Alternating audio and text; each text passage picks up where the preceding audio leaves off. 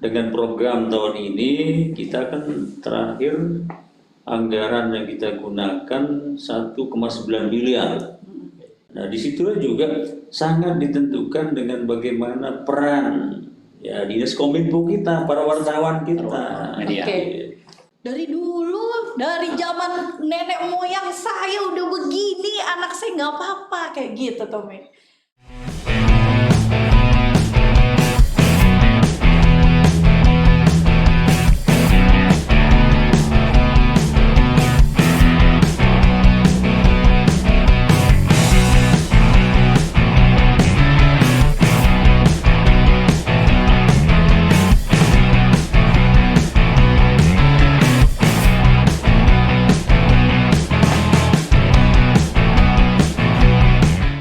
Selamat datang di Meja Pingpong, Oper Gagasan, Open Wawasan. Din, pernah dengar nggak ungkapan yang mengatakan seperti ini? Seandainya saja kemiskinan itu berwujud manusia, maka aku akan membunuhnya. Nah, jadi ungkapan itu berasal dari sahabat Nabi Ali bin Abi Thalib. Mendengar ungkapan tadi, apa yang Diana rasakan? Saya mikirnya tuh kalau udah ngomongin tentang kemiskinan tuh kenapa di kepala saya tuh malah yang kebahas itu kayak stunting gitu. Oh iya.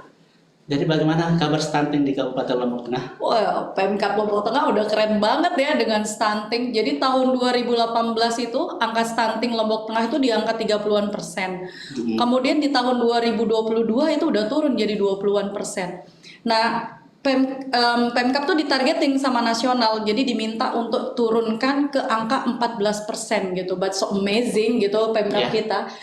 Akhir tahun ini aja udah nyentuh 13,3%. Wow, itu angka yang sangat luar biasa tentunya. Benar. Dan tentu teman-teman akan penasaran tentunya ya.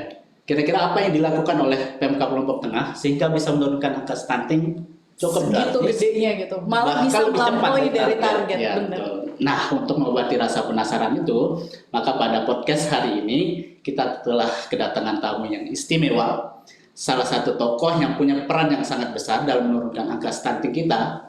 Beliau juga adalah salah satu tokoh yang punya pengaruh besar di Kabupaten Lombok Tengah saat ini. Beliau adalah Wakil Bupati Lombok Tengah, Bapak Dr. Haji Muhammad Nursyah, SOS MSI. Selamat datang Pak Wabub. Assalamualaikum warahmatullahi wabarakatuh. Waalaikumsalam warahmatullahi wabarakatuh. Terima kasih Pak Wabub sudah mau bergabung bersama kami di Meja Pingpong. Bagaimana kabarnya Pak Wabub? Alhamdulillah sehat. Beliau baru habis trip berhasil kita undang untuk merapat nih. Ya, luar biasa sekali. Nah, barangkali Pak Wabub bisa bercerita kepada kita kira-kira langkah atau program apa sih yang dilakukan oleh Pemkab Lombok Tengah sehingga bisa menurunkan angka stunting seperti yang telah diutarakan tadi, Pak. Oh iya, makasih.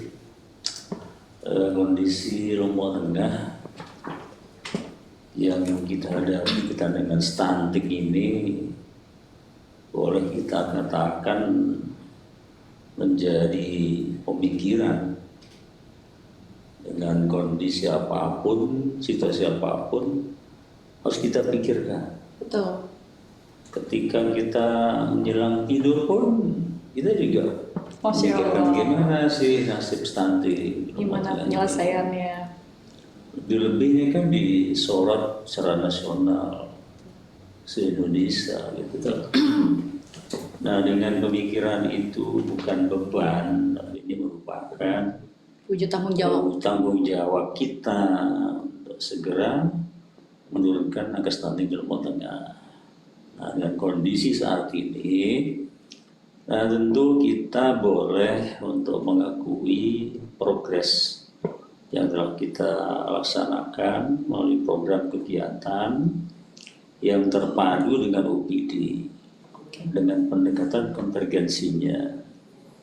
Nah, itulah yang menghasilkan keterpaduan itu, stakeholder kemudian OPD juga. Nah, dengan mendesain program kegiatan termasuk konvergensi itu, nah sangat menukik dalam penanganan stunting di Lombok Tengah, baik dalam bentuk inovasi maupun dalam bentuk gerakan, dalam bentuk himbauan dan sosialisasi terus kepada masyarakat kita, terutama kita punya puskesmas, punya Oke. kader posyandu di situ. Yang di situ ada keahlian salah seorang punya di tim di situ di puskesmas adalah ahli gizi. Nah itu terus untuk mengawal, memberikan ilmunya, edukasi kepada masyarakat kita, Oke. baik yang sedang menghadapi Kasus stunting, kasus maupun ini, yang maupun pencegahan. yang pencegahan. Betul. Nah itu kita lakukan selama ini. Oke.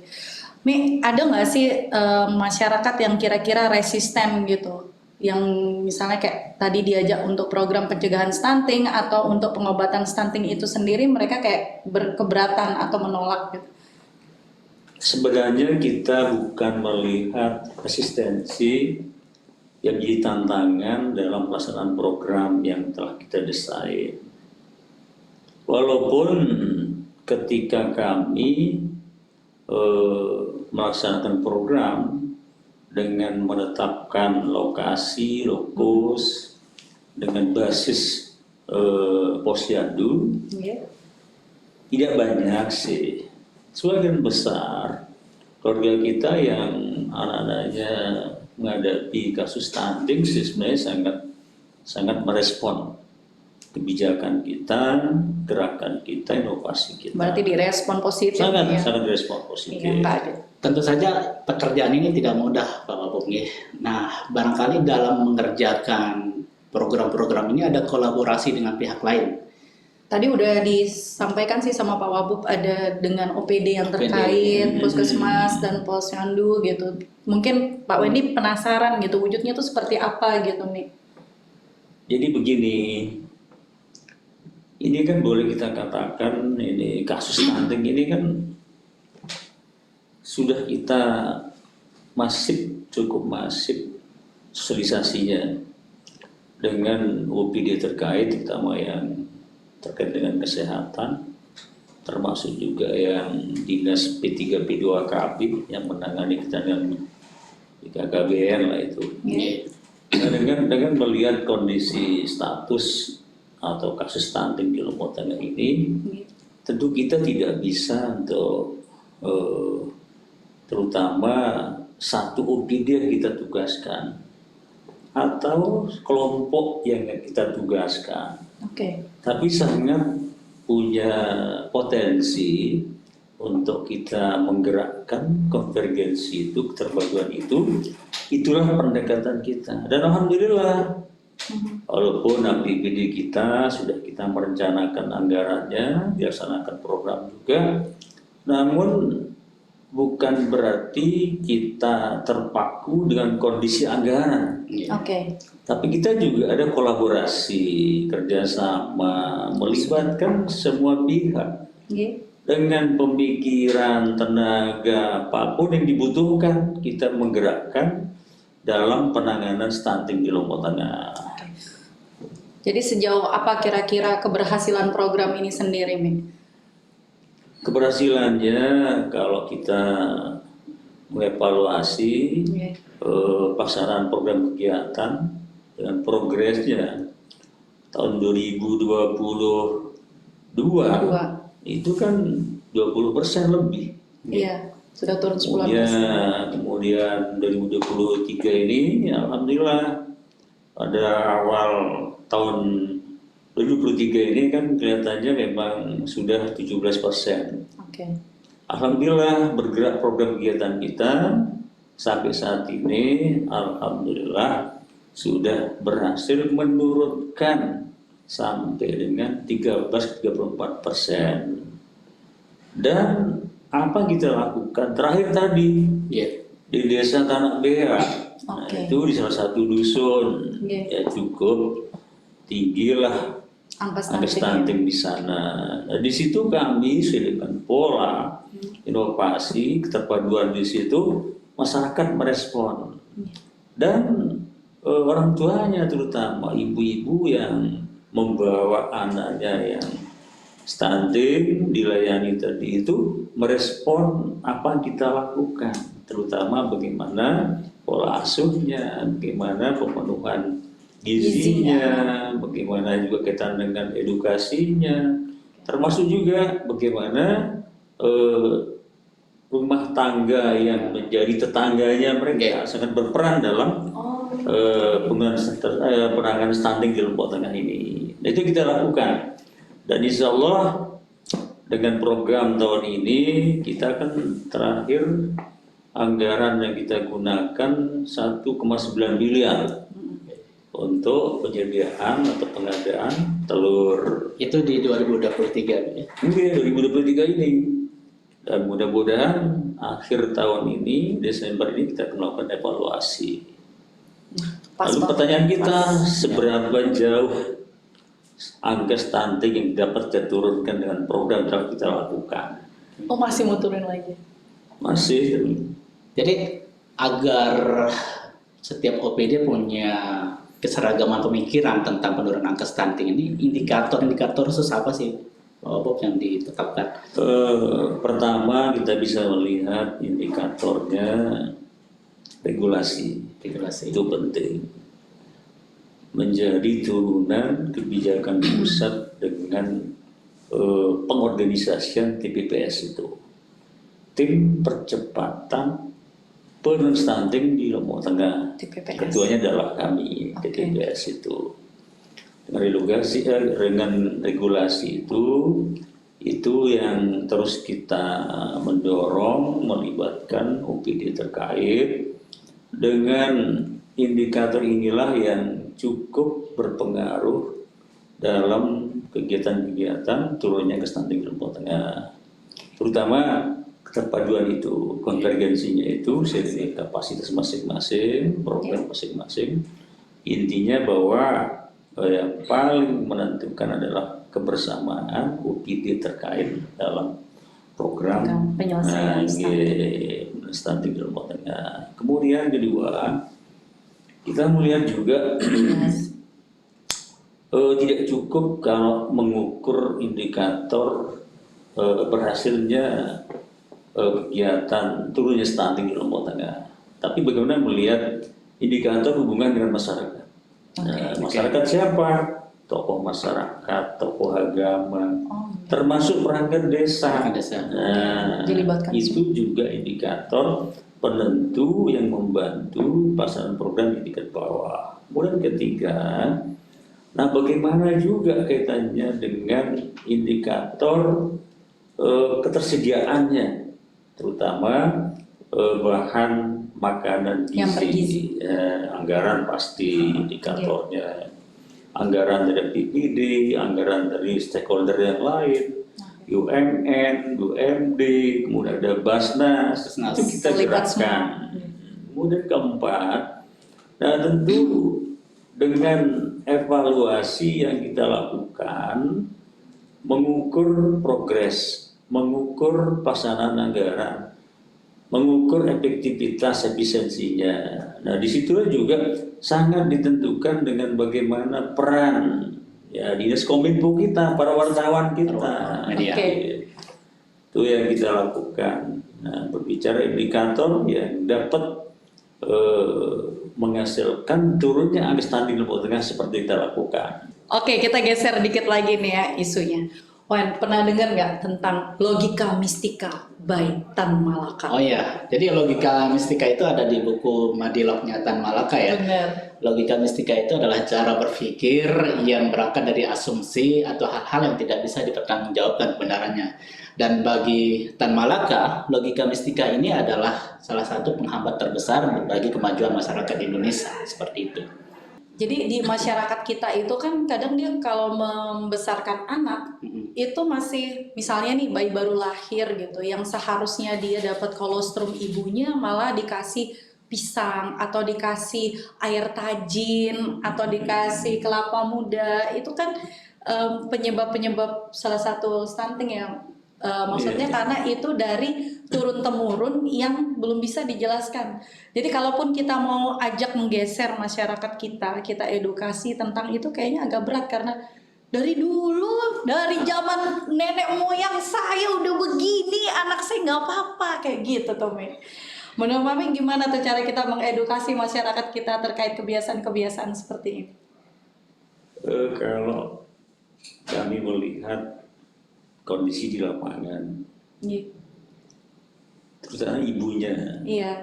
Kita kan banyak ketemu dengan ibunya dan anak-anaknya itu. Iya. Nah, kalau melihat mindset dulu katakanlah dalam merawat, kemudian pola asuh anak-anak. Nah, ini kalau kita hubungkan dengan kondisi sekarang, sebenarnya ibu-ibu itu sudah paham sebenarnya. Jadi sangat-sangat paham apa sih stunting itu, bagaimana apa penyebabnya.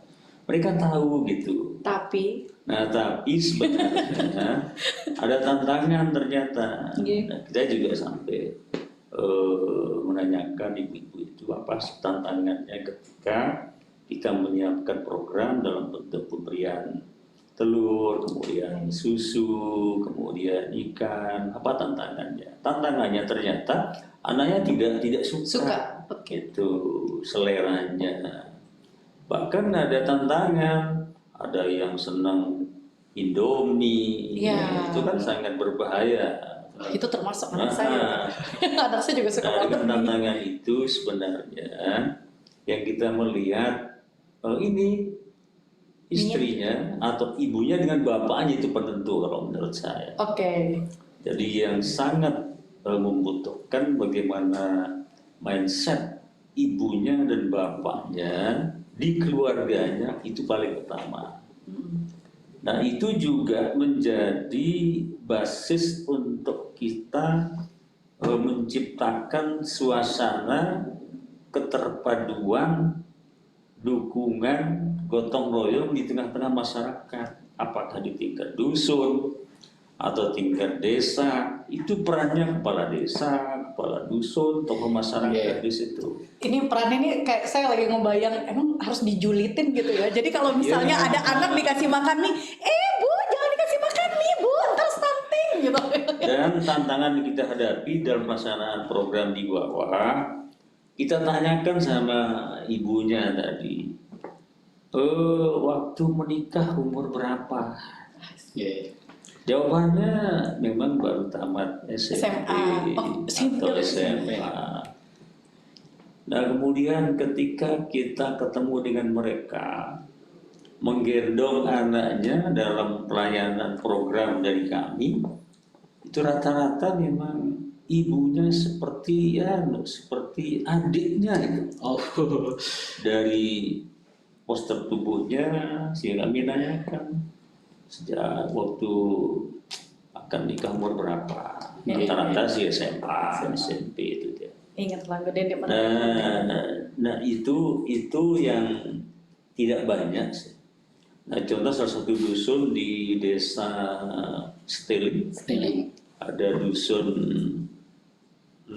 Lingkuk 5. Nah, di situ kita temukan 82 balita yang 2 tahun ke bawah. Nah, di situ kita menemukan, alhamdulillah hanya 3 stunting di situ. Alhamdulillah. Walaupun kelihatannya ibu-ibunya masih bajang-bajang. Masih dedar. Dan yang paling menjadi tantangan di bawah, ketika kita nanya kemana bapaknya, itu ke tenaga kerja atau TKI, PMI, itu yang jadi tantangan. Tapi yang paling berat ibunya yang jadi TKW, nanti diasuh oleh neneknya. Bicara mindset ini kan pekerjaan yang tidak mudah untuk mengubah mindset. Betul, yang namanya perubahan itu memang kita nggak bisa langsung bermain dalam skala besar, Wen. Jadi kalau dalam perubahan itu kita disarankan untuk membuat agen-agen perubahan. Jadi kalau dalam penyelesaian ini ada nggak sih Pak Wabub yang dijadikan desa-desa percontohan untuk dalam penyelesaian stunting ini sendiri? Oh iya, jadi dengan jumlah desa di Lombok Tengah ini kan cukup banyak, dan dengan capaian berhasilnya program kita dalam upaya turunnya angka stunting 13,34% ini. Nah, ini kita bisa melihat pemetaannya yang telah berhasil beberapa desa. Itu menjadi percontohan untuk dapat kita modelkan lah dalam penanganan stunting di tingkat desa. Nah ini tentu kita melihat kenapa bisa berhasil di desa itu. Kita coba lebih jauh untuk Didalami ya, dicari tahu ini ya, apa nih aspek-aspeknya. Apa penyebabnya, nanti menjadi bagian untuk kita pengembangannya di beberapa desa yang ada di sini. Oke. Faktor pendidikan juga tentu sangat penting ya. Betul. Jadi apakah di sekolah-sekolah juga Pak Wagub ada terkait dengan stunting itu menjadi bahan materi gitu. pembelajaran? Iya sangat penting itu, karena kalau anak-anak sekolah ini apalagi sejak SD kemudian SMP SMA ini rentan Untuk lari kawin. ya, jadi lebih baik lebih mengawali edukasinya tentang pemahaman stunting, dan sudah kita melakukan sosialisasi untuk jangan sampai akad nikahnya atau menikah dini sudah dilakukan. Tinggal kita mengembangkan sosialisasi pada sekolah-sekolah kita di Lombok Tengah itu kita rencanakan. Oke. Jadi izin Pak Wagub, kemarin itu saya dan Wendy itu sempat berdiskusi gitu tentang pilot project desa percontohan gitu. Karena seperti yang tadi Pak Wagub udah sampaikan itu kan indikator salah satunya itu ada anggaran gitu. Sedangkan kita di pemerintah kan anggaran tuh cukup terbatas. Jadi kita kemarin berdiskusi kalau misalnya pilot project, misal nih ke Pak Wagub, pilot projectnya itu adalah desa-desa kita yang di selatan, karena kebetulan kan industri kita itu yang paling maju, perusahaannya paling besar kan di wilayah selatan gitu kan. Kemudian sumber dana itu kita bisa meminta di CSR-nya perusahaan-perusahaan. Kemudian desa di selatan itulah yang dijadikan desa percontohan. Dijadikan sampel untuk merubah lifestyle atau gaya hidup, karena diskusi kami kemarin itu stunting ini seperti yang tadi Pak Wagub jelaskan, ternyata itu adalah gaya hidup kan ya Pak Wagub ya, yang dari keluarga maupun kehidupan bermasyarakat. Kalau misalnya sumber perekonomian keluarga itu yang kurang, maka kita berpikir di desa percontohan itu diajarkan memanfaatkan perkarangan, minimal kelor gitu. Jadi tidak lagi anaknya hanya dikasih makan nasi, air garam dengan lauk kerupuk, tapi kalau bisa dengan sayur kelor gitu kan. Tidak kerupuk lagi gitu. Kan kalau nggak salah itu temuan WHO ya ini yang tentang daun kelor itu begitu bergizi, berperan untuk stunting. Bagaimana menurut Mami ini ide kita? Jadi kalau bicara anggaran ya kita akui dengan kekurangan terbatasan kita tetap melakukan kolaborasi kerjasama dengan yang terkait. Nah tentu kalau kita ingin lebih cepat untuk menurunkan angka stunting di Lombok Tengah ini, nah kami melihat peluang sebenarnya, peluang baik di level kabupaten, kemudian di tingkat desa. Apa peluangnya? Kalau di kabupaten ini kan utama adalah OPD kita. OPD.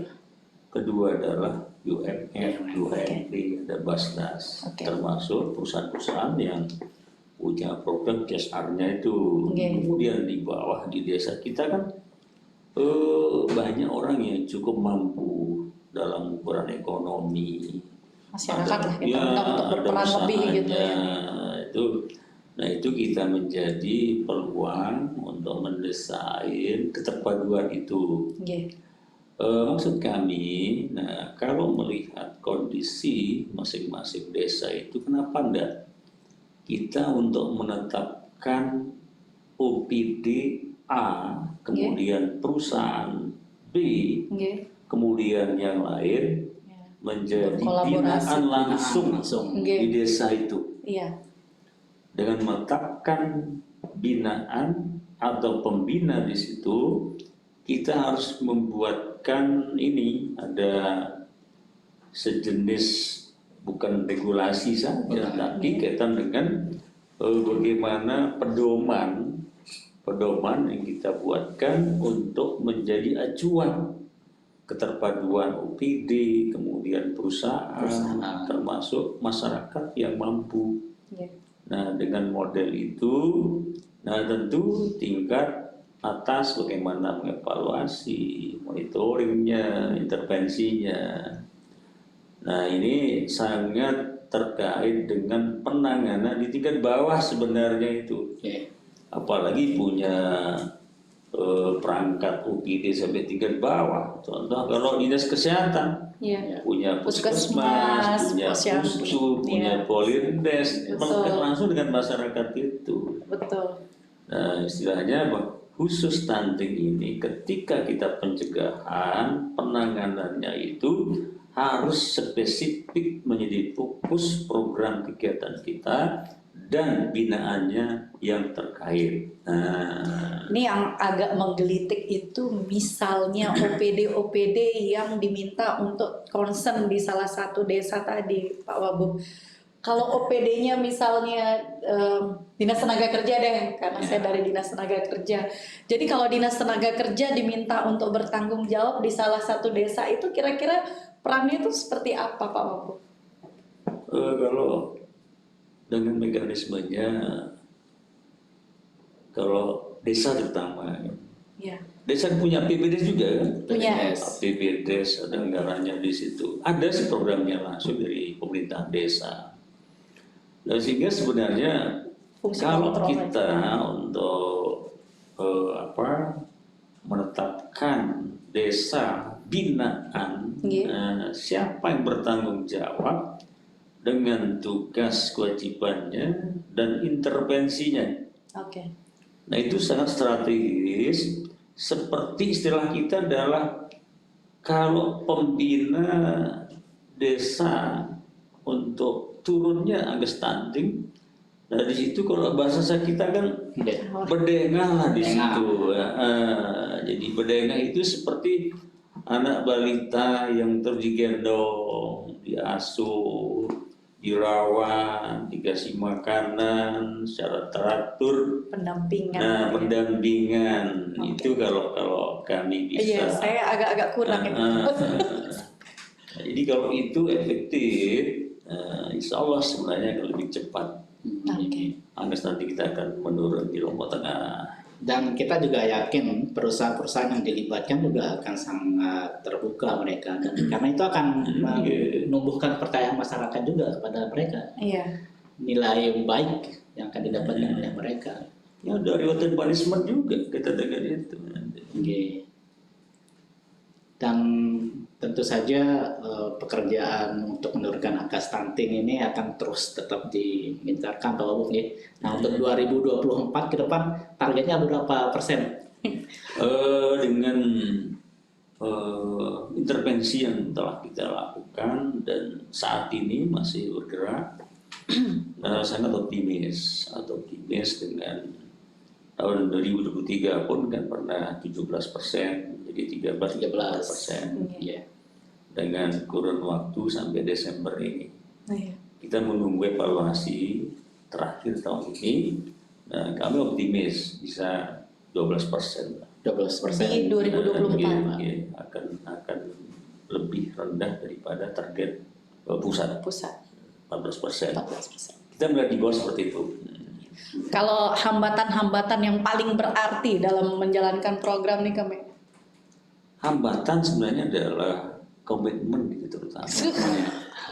Komitmen, keterkaitannya stakeholder termasuk konvergensinya itu komitmen dapat untuk menghasilkan apa langkah-langkah intervensi masing-masing.